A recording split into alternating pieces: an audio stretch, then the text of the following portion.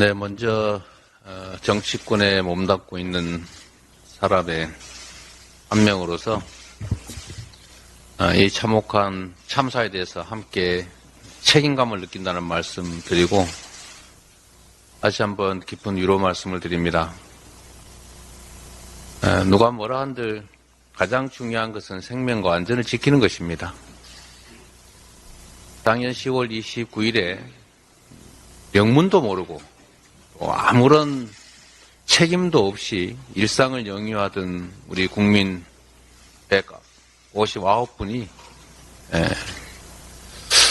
갑자기 이 세상을 떠나는 이해할 수 없는 일을 당했습니다.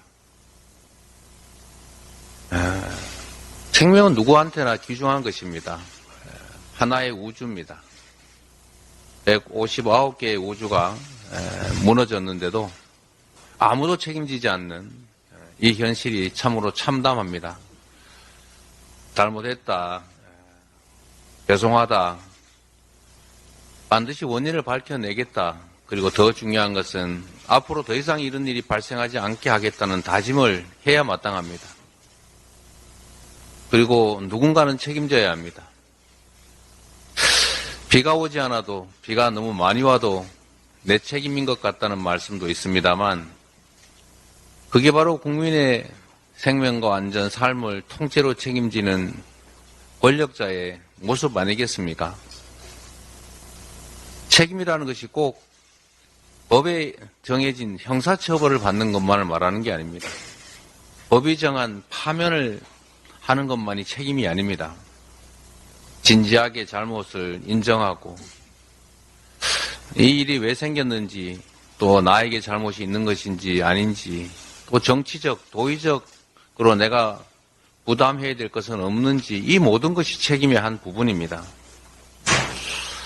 그런데 이 159개의 우주가 무너진 이 일에 대해서 책임 있는 자리에 있는 분들 중에 누구도 책임을 지지를 않습니다. 제가 가장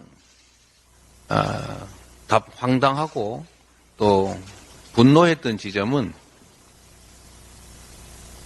헌재에서 탄핵이 기각됐다고 마치 면죄부를 받기라도 한 것처럼 아무런 책임도 없는 것이 확인된 것처럼 공격적 태도를 취하던 정부와 그리고 여당의 태도입니다.